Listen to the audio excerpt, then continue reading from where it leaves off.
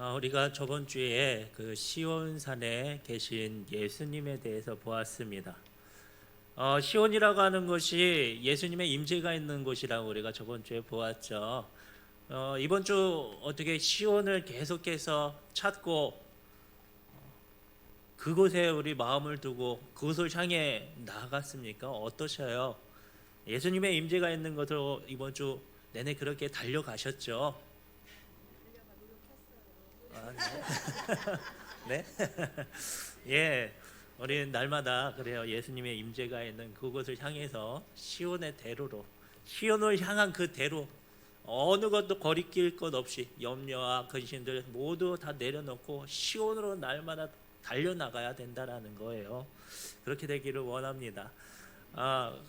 그 말씀 뒤에 이제 예수님께서 모든 교회와 성도들 대신에 일어서셔서 이 백성들을 위해 대신 싸워주시는 그 광경, 거기에서 우리가 이미지가 딱 멈췄어요. 그리고 그 이후에 어떤 일이 일어나는가에 대해서 오늘 말씀은 기록해주고 있습니다.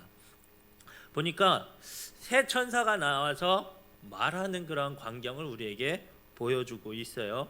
이러한 모습들, 무슨 이야기를 하는지 우리가 이 이야기를 잘 듣고 나중에 이러한 일들이 일어나는구나 기억하는 저희들이 되기를 원합니다. 우리가 이 예수님이 일어서셔서 우리를 위해 대신 싸우시는 것을 우리가 기억하는 것과 같이 이 천사가 하는 이런 이미지들, 이런 내용들을 잘 기억하고 나중에 이런 일들이 우리들 앞에 펼쳐지는구나.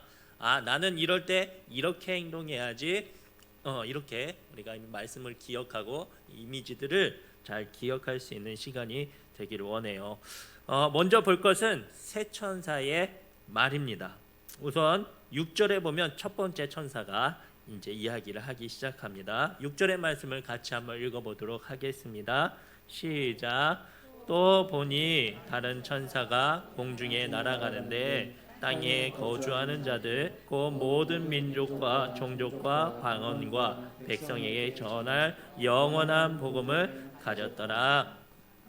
아멘. 여기 보니까 천사가 공중에 날아간다라고 말하고 있어요.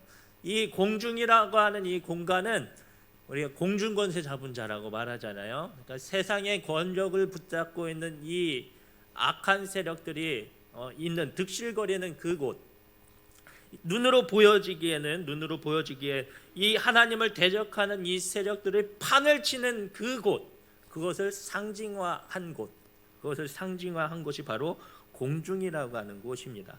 이런 공중이라고 하는 곳에 어떤 사람들이 있냐면 보니까 거주하는 자들이 있대요. 그리고 그곳에 민족과 종족과 방언들이 있는데 이 천사가 그곳을 지나갈 때에 무엇을 가지고 지나가고 있다고요? 말씀 보셔요. 예. 말씀 보니까 무엇을 가지고 지나가고 있대요? 영원한 복음을 가지고 이 복음을 뭐 하려고 그것을 지나가고 있대요? 전해줄, 그렇죠. 백성에게 전할 영원한 복음을 가졌더라라고 말씀하고 있어요. 이렇게 공중권세 잡은 그런 공간, 너무나도 힘들고 사람들을 압제하고 자기네 마음대로 이렇게 주무르는 그러한 세계 속에서 하나님께서는 그곳에서도 복음을 통하여서 건져낼 사람이 있다라는 거예요. 그곳에서도 건져낼 나라들이 있다라는 것입니다. 무엇을 통해서? 그냥 복음이 아니라 영원한 복음을 통하여서 그 압제당하는 그 세상 가운데 어려운 가운데 있는 그런 나라에서도 마찬가지로 복음을 통해서 구원받을 그런 나라들이 있다라는 것입니다. 그런데 보니까 그냥 복음이 아니라 영원한 복음이라고 말씀해주고 있어요. 영원한 복음. 복음은요, 기쁜 소식이죠. 이것은 그냥 이벤트가 아니라는 거예요. 타임 세일, 어서 오세요, 소고기 1,000원, 뭐 이런 것처럼 그냥 한순간 그때에만 예수님이 왔던 그 시대에만 복음으로 인해서 구원이 생기는 것이 아니라는 거예요. 영원한 복음, 예수님께서 계획하시고 이루시는 그 가운데 불변하는 그 복음이 있다라는 것입니다. 자, 우리를 영원히 살게 할 그 진리가 영원히 있다라고 하는데 그 복음의 내용은 오늘 뭐라고 이야기합니까? 만민이 들을 수 있도록 커다랗게 그 복음을 들려주고 있어요.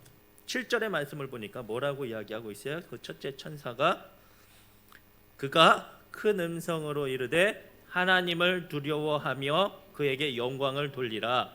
이는 그의 심판의 시간이 이르렀음이니 하늘과 땅과 바다와 물들의 근원을 만드신 이를 경배하라 하더라. 그가 복음을 들고 전하는 거예요. 그 복음의 내용이 무엇이냐면 첫 번째는 하나님을 두려워하라. 두 번째는 하나님께 영광을 돌려라. 왜냐하면 마지막 시간이 있기 때문에, 심판의 때가 이르렀기 때문에. 세 번째로는 그 복음의 내용이 뭐라고요?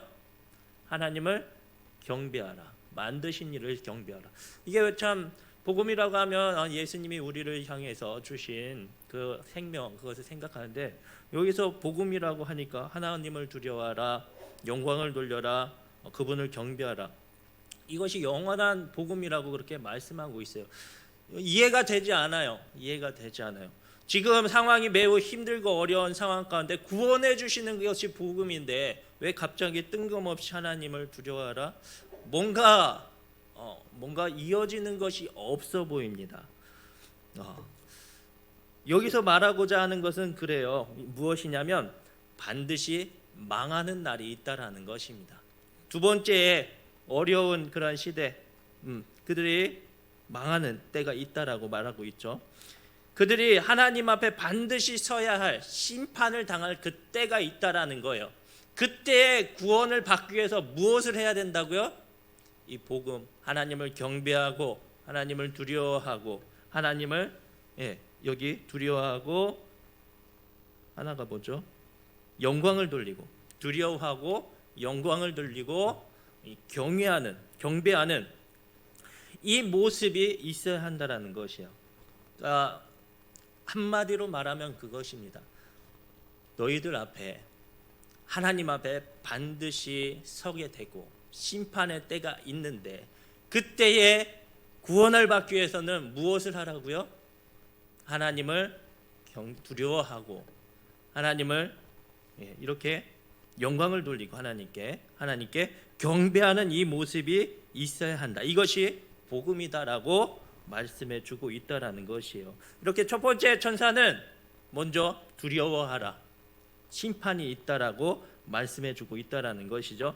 두 번째 천사가 이제 나타납니다. 두 번째 천사가 나타나는데 그가 나와서 무슨 말을 합니까? 8절의 말씀을 보니까 8절은 같이 한번 읽어볼까요? 같이 한번 읽어봅시다. 시작. 또 다른 천사 곧 둘째가 그 뒤를 따라 말하되 무너졌도다 큰 성 바벨론이여 모든 나라에게 그의 명령으로 말미암아 진노의 포도주를 먹이던 자로다 하더라.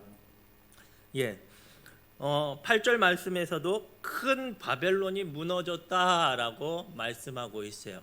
바벨론이라고 하는 나라는 역사적으로 실제 있는 나라기도 하고 여기에서는 로마 제국을 의미하기도 합니다. 왜냐하면 이 두 나라가 공통점이 있어요. 바벨론도 예루살렘을 무너뜨리고 고통을 주었던 나라였고 로마 제국도 마찬가지로 예루살렘을 무너뜨리고 압제하는 그러한 모습을 보였기 때문에 여기에서 나오는 큰 바벨론은 로마 제국을 의미합니다. 그런데 이 로마 제국이 어떻게 된다라고요? 무너졌도다라고 말씀하고 있어요. 우리 요한계시록은 우리 앞에서 보았을 때에 앞으로 이루어질 일에 대해서 말씀해 주고 있다라고 그렇게 기록했습니다. 그런데 여기 뭐라고 말씀하고 있어요?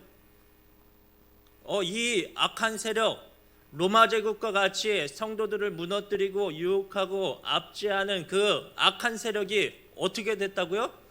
무너졌도다라고 과거형을 써서 그렇게 말씀하고 있다라는 것이에요. 무슨 말을 하고 있는 걸까? 왜 과거형으로 썼을까요? 우리들의 그 표현 방식이죠. 표현 방식. 앞으로 일어날 확실한 일에 대해서는 과거적인 표현을 쓸 때가 있다라는 거예요. 화날 때 뭐라고 합니까? 우리 상대방에게 너 죽었어 그렇게 말하죠. 죽었어 그렇게 말해요. 예. 무슨 말입니까? 지금 살아 있잖아요. 살아 있는데 왜 죽었어라고 말하죠? 앞으로 너는 죽은 거나 다름없다라는 거예요. 죽은 건 확실한 일이라는 거예요. 그렇죠? 그런 표현을 쓰잖아요. 뭐 옛날에 어떤 영상인가? 넌 이미 죽어 있다 막 이렇게까지 극단적으로 표현하는 것도 본 적이 있는데 이미 죽어 있대요. 살아있는데. 이런 것처럼 미래에 확실히 일어날 일에 대해서는 어떻게 표현할 수 있다고요? 과거적인 표현으로 이렇게 표현할 수 있다라는 거예요. 마찬가지로 여기에 나와 있는 큰 바벨론이여 무너졌도다. 큰 바벨론은 반드시 무너질 거라는 거예요. 앞으로. 그런데 두 번이나 뭐라고 말씀하고 있어요? 무너졌도다. 무너졌도다 라고 말하는 것은 반드시 확실하게 이 악의 세력들, 하나님을 대적하는 이 세력들이 확실하게 무너진다라고 하는 것을 보여주고 있다라는 것입니다. 오늘날 우리가 보기에 이 믿는 사람들, 기독교를 무너뜨리려고 하고 압제하고 우리를 유혹하고 넘어뜨리려고 하는 세력들이 많이 있습니다. 돈이 그럴 수도 있고요. 권력들이 그럴 수 있고 국가 세력이 어떤 문화를 조장해서 이 기독교를 말살하려고 하는 그런 쪽도 있다라는 것입니다. 그러나 어떻다고요? 우리가 기억할 것은 무너졌도다. 반드시 그것이 무너질 때가 있다라는 것입니다. 지금 눈으로 보았을 때는 우리가 힘들고 고난당하고 어렵고 완전히 패배한 것 같지만 그렇지 않다라는 거예요. 반드시 무너질 때가 있다라고 말씀해주고 있다라는 것이죠. 그러면서 세 번째 천사가 나와서 이야기를 합니다. 첫 번째 천사가 두려워하지 마라. 심판에 대해서 경고를 했고 둘째 천사가 나와서 뭐라고 얘기해요? 악한 세력이 반드시 무너질 것이라고 이야기했어요. 그럼 세 번째는 뭐라고 말할까요? 이제 확정합니다. 확정해. 심판받을 것을 확정해요. 9절부터 11절까지의 말씀에서 나오는데 마지막 그 666의 표를 받은 사람들, 자기들의 유익과 그 당시 그냥 편하게 살려고 그 로마의 네로의 그 표를 받았던 사람들, 악한 세력에 자기를 팔아 넘긴 사람들, 예수님을 버리고 따라갔던 그 사람들 어떻게 될 것이라고 말씀하고 있습니까? 편안한 삶을 선택한 그 사람들은 꺼지지 않는 유황불 속에서 고난을 받는데 그 연기가 계속해서 피어오를 것이라고. 소돔과 고모라에 그 임해왔던 불과 유황의 그 모습 가운데 연기가 계속 올라가는 그런 이미지를 보여주고 있다라는 것이요. 자, 우리가 만나는 최종적인 모습이 이렇다라는 거예요. 이런 이미지가 있다라는 거예요. 우리들이 앞으로 있을 그 최종적인 이 승리가 있다라는 것입니다. 이것이요, 우리들에게 이것을 아는 것이 참으로 중요하다라는 것이에요. 우리가 저번 주에 예수님이 서 있다라는 것을 기억하는 것, 그게 중요하죠. 그것이 중요한 것처럼 우리가 이것을 아는 것이 중요하다라는 거예요. 지금까지 들어왔던 게 당연하고 우리가 잘 알고 있기 때문에 그런가 보다 그렇게 생각할 수 있지만 이것을 아는 것이 너무나 중요하다라는 거예요. 왜 그럴까요? 왜? 승리가 있다라고 하는 것을 알고 살아가는 것과 모르고 살아가는 것에는 큰 차이가 있다라는 것이죠. 우리가 흔히 많은 이런 비유를 들어요. 한일전 같은 축구 경기 재방송을 볼 때 이미 스코어를 다 알고 재방송을 볼 때 어떻습니까? 편안하잖아요. 가끔 우리 선수가 레드 카드를 받아도 아무리 상대편이 슛을 많이 쏴도 이미 우리가 잘 이기고 있었다라고 하는 것을 알고 있다면 우리 팀 왜 이렇게 못해 하고 막 이걸 막 채널을 돌려버릴까요? 못 참고 꺼버릴까요? 아니에요. 오히려 그렇게 오늘 왜 이렇게 못했는데 어떻게 이겼지? 그러면서 더 그 상황을 재밌게 본다라는 거예요. 이미 알고 있을 때, 승리의 그 상황을 알고 있을 때 그걸 견뎌낼 수 있어요. 지가 아무리 못하고 아무리 힘들어도 견뎌낼 수 있다라는 것이에요. 아무리 힘든 그런 때라도 알고 있다면, 승리하는 것을 알고 있다면 우리는 두려움이 없게 된다라는 거예요. 방송을 보면서 떨지 않아요. 왜요? 이미 이기는 걸 알고 있으니까. 조마조마하지 않습니다. 이미 알고 있으니까. 마찬가지로 우리에게는 최종 승리가 있다라는 것이에요. 그렇기 때문에 아무리 악한 세력이 지금 득세를 하고 있어도, 아무리 세상이 흉흉하고 우리를 삼키고 우리가 패배한 것 같다 하더라도 우리는 무엇을 알고 있다고요? 최종 승리의 모습을 하나님께서 주셨고 그것을 알고 있다라는 거예요. 그렇기 때문에 우리는 두려워하지 않을 수 있고, 그렇기 때문에 우리는 떨지 않을 수 있고, 더욱더 우리가 집중하며 그것을 어쩌면 더욱더 어려운 가운데, 고통 가운데 그것을 즐길 수 있다라는 것이죠.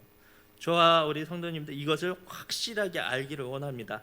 중간중간 주님을 따라가다가 우리가 자빠지고 휘청거리고 눈물 흘릴 때가 많겠지만, 그때에도 여전히 하나님께서 우리에게 승리를 주실 것을 기억하며 잘 인내하고 믿음의 주여 온전케 하실 예수를 바라볼 수 있는 저와 우리 성도님들 되길 원합니다. 그러면 이렇게 승리케 하시는 하나님이 우리에게 주시는 것이 있어요. 무엇이냐면, 승리케 하신 하나님께서 승리뿐만 아니라 쉼과 상급을 주신다라는 것이에요. 우리 13절 말씀 같이 한번 읽겠습니다. 13절 말씀 같이 한번 읽겠습니다. 시작. 또 내가 들으니 하늘에서 음성이 나서 이르되 기록하라. 지금 이후로 주 안에서 죽는 자들은 복이 있다 하시네. 성령이 이르시되 그러하다.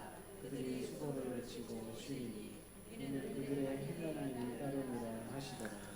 예, 이 말씀 우리가 많이 들어보셨죠? 어디서 많이 들어보셨나요?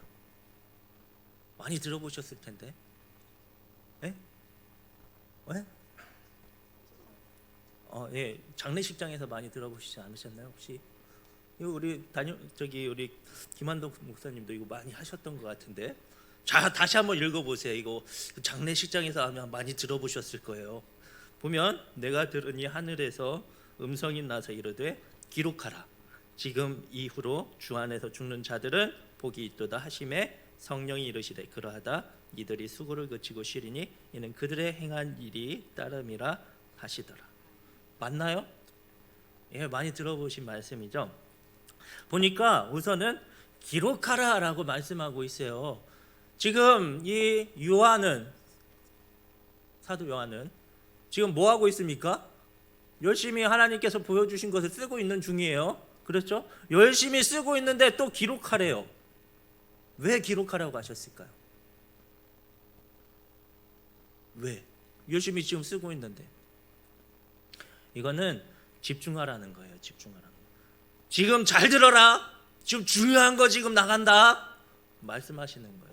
어디에서 이러한 말씀을 기록하라라고 말씀하시는 것이 어디에 있냐면 1장 3절에 내가 본 것 장차 될 일을 기록하라.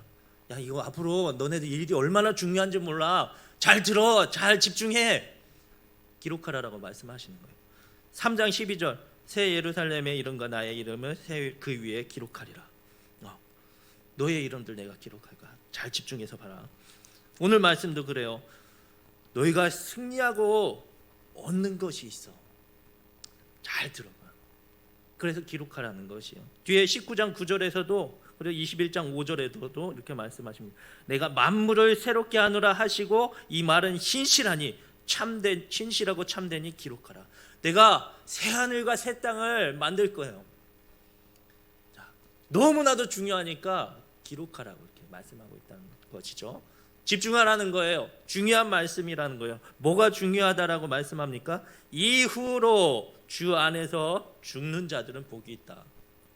주 안에서 죽는 자들의 복이 있는 줄 믿습니다. 그럼 주 안에 죽는 것이 무엇입니까? 예? 잘 안 들려요. 주님 안에서 죽는다라는 것이 무엇일까요? 오후 시간이라 저희가 빨리빨리 머리가 안 들어가는 것 같아요. 졸리기도 하고. 예. 우리는 주 안에서 죽어야 되잖아요. 네. 예? 사는 것이 예? 예, 잘 모르겠어요. 예. 우리는 주 안에서 죽어야 됩니다. 예수님이 어떻게 죽으셨죠? 십자가에서 우리의 모든 사람의 죄를 짊어지고 죽으셨어요. 우리도 십자가에 우리들의 본성들, 우리들의 자아들, 우리들의 여러 가지 죄악들, 이런 것들을 다 십자가에 못 박아야 된다라는 거예요. 나 자신을 부인하는 것, 그것이 주님이 죽으신 그 십자가에 내가 죽는 거라는 것이죠. 뭐 물론 죽는 것이라는 게 두 가지 의미죠. 육적인 죽음뿐만 아니라 우리의 영적으로 내 옛 자아가 죽는 것, 내 옛 자아가 죽는 것. 우리가 예수님이 죽으실 때, 예수님이 십자가에 못 박혀 죽으실 때, 나도 그 가운데 무엇을 받는 거야? 탐심을 받고 비교와 열등감과 허무함과 나의 본성에 끌려다니는 모든 것을 못 박는 거예요. 그것이 주 안에서 죽는다라는 것입니다. 아니 예수님은 옛날 2000년 전에 죽으셨는데 내가 어떻게, 난 십자가 보지도 못했는데 내가 어떻게 거기에 죽습니까? 거기에 믿음이 개입하는 거죠. 예수님이 죽으셨을 때 나도 예수님이 죽으신 것을 나도 믿고, 예수님이 내 죄를 위해서 죽으신 것도 나도 믿습니다. 나도 그 십자가에 내 본성들 다 죽이겠습니다. 믿음이 개입되는 거예요, 거기. 그렇게 우리가 주 안에서 죽어야 한다라는 것입니다. 그 사람이 바로 복이 있다라고 말씀하고 있어요. 나의 옛사람에 속한 죄악된 모든 속성을 다 십자가에 못 박겠습니다. 나는 이제 나는 없고 예수 그리스도만 내 안에 있기를 원합니다. 그럼 고백과 함께 예수님이 죽으신 그 십자가에, 예수님 십자가에 내가 그것을 믿고 나의 옛 모습을 못 박는 거예요. 자, 그렇게 주 안에서 죽을 때 어떠한 일이 일어납니까? 복을 받는다라는데 그 복이 무엇이냐면 바로 죄 문제가 해결되는 복이라는 것입니다. 죄 문제가 해결되는 복. 예수님이 십자가 위에서 내 죄를 대신 짊어지시고 죽으셨기에 나의 죄도 예수님이 짊어지시고 해결하셨다라는 것입니다. 그래서 우리들의 모습이 어떻게 바뀌느냐? 이전에는 죄에 얽매였던 죄의 종들이었어요. 죄의 영향을 받는 사람들이었다라는 것입니다. 그런데 이제는 십자가에서 내 옛 자아가 죽으면 어떻게 됩니까? 오늘도 그렇듯이, 요새도 그렇듯이 죽으면 모든 것이 다 효력이 없어지잖아요. 죽으면 어떤 것도 효력이 없어요. 마찬가지로 죄가 우리들을 움켜쥐고 우리들에게 계속 죄의 영향력을 끼칠 때 우리는 죽어버리면 어떻게 됩니까? 이제는 다시금 죄의 영향력 아래 있지 않게 되는 거예요. 무슨 말이냐? 이제는 죄에 휘둘리지 않게 된다라는 거예요. 주 안에서 죽은 사람들은 죄에 대해서 휘둘리지 않게 된다는 것.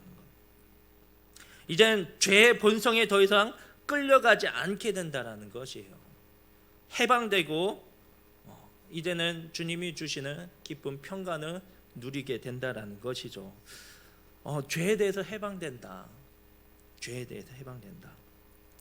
저와 우리 성도님들이 날마다 예수 그리스도 안에서 죽는 자가 되기를 원합니다. 그래서 죄에 대해서 해방되고 죄에 대해서 주님께서 다 내 죄를 가지고 짊어지셨다. 그러한 어떠한 죄에 대해서 그런 해방, 이제는 나는 천국에 들어갈 수 있다. 소망을 가질 수 있는 저희들이 되기를 원해요. 이렇게 먼저는 죄의 해결이 있기 때문에 주 안에서 죽는 자가 복되다라는 것입니다. 뿐만 아니라 부활과 함께 새로운 생명을 우리가 부여받게 된다는 거예요. 주 안에서 죽게 되면 죄에 대해서 죽을 뿐만 아니라 부활에 대한 소망을 얻게 된다는 것이죠. 13절 중반에 보니까 뭐라고 하시냐면 주 안에 죽는 자들은 복이 있도다 하심에 성령이 이르시되 그러하다. 성령님이 보증해주고 있다라는 거예요. 그러하다. 너네들 정말로 복되다. 왜 성령님이 무엇을 보증해주고 있습니까? 에베소서 1장 13절부터 14절까지의 말씀을 보면 그 안에서 너희도 진리의 말씀 곧 너희의 구원의 복음을 듣고 그 안에서 또한 믿어 약속의 성령으로 인치심을 받았으니 이는 우리 기업의 보증이 되사. 성령님이 약속을 어떤 약속이요? 우리에게 천국을 주실 것을 약속하셨다는 거예요. 그리고 우리에게 보증, 도장을 콱 찍으셨다는 거예요. 인치셨다라는 것입니다. 부활의 약속과 함께 우리에게 성령이 그러하다. 이렇게 보증해 주셨다. 우리의 천국을 보증해 주셨다라는 것입니다. 그렇기 때문에 주 안에서 죽는 자들이 복되다라는 것이죠. 뿐만 아니라 주 안에서 죽는 자들에게는 어떠한 상급이 있는가 보니까 수고를 그치고 쉰다라고 말씀하고 있어요. 열심히 치열하게 복음을 위하여 고난받고 때로는 손가락질 당하고 힘들게 하는 그 고난 가운데 육체적으로 쉬게 해주실 뿐만 아니라 영적으로도 우리에게 진정한 쉼을 주시는 줄 믿습니다. 어떤 쉼을 우리에게 주실까요? 우리가 주 안에 있을 때 쉼이 있나요? 우리 성도님들 예배 드릴 때 쉼이 있나요? 피곤하긴 하잖아요. 예배 드릴 때 오후 시간에도 피곤하고 계속해서 연달아서 예배 드리는 것도 피곤하고. 근데 진짜 우리가 쉼이 있어야 할 줄 믿습니다. 어떤 쉼이 있나요? 어떠한 쉼? 우리가 쉰다고 해도 여러 가지 걱정으로, 여러 가지 염려로, 여러 가지 문제로 인해서 우리가 신경 쓰는 것이 너무나도 많아요. 세상의 여러 가지 걱정들로 인해서 쉰다 하더라도 쉬지 못한다라는 거예요. 신경을 쓰면서. 그런데 주님 안에 있을 때 우리에게 진짜 쉼이 있는데, 사도 바울은 어떠한 쉼을 얻었습니까? 내가 배고프나 가난하나 부하나 풍부하나, 그래도 내가 일체의 만족의 비결을 배웠다라고 말씀하고 있지 않습니까? 빌립보서 4장에서 주 안에서 내가 모든 것을 할 수 있다라고 말씀하고 있어요. 풍부에도 가난에도 처할 수 있다. 내가 모든 것을 할 수 있다라고 말씀하고 있어요. 왜 그렇게 말하고 있습니까? 주님이 주시는 쉼, 주님이 내 앞길을 미리 앞장서시면서 모든 것을 이루실 것이라고 하는 그 믿음 가운데, 주님이 행하실 것이라고 하는 그 믿음 가운데 쉼이 있다라는 거예요.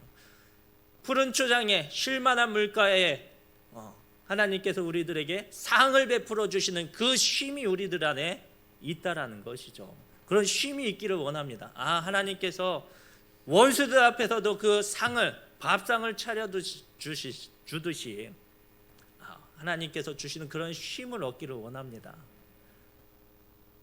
네, 모든 염려들 주님께서 다 가져가시고 주님께서 이끌어 주신다라고 하는 그런 안심, 그런 쉼, 그런 것들이 우리 성도님 가운데 있기를 원해요. 이런 모습이 바로 주 안에서 죽는 자들에게 있다라는 것이에요.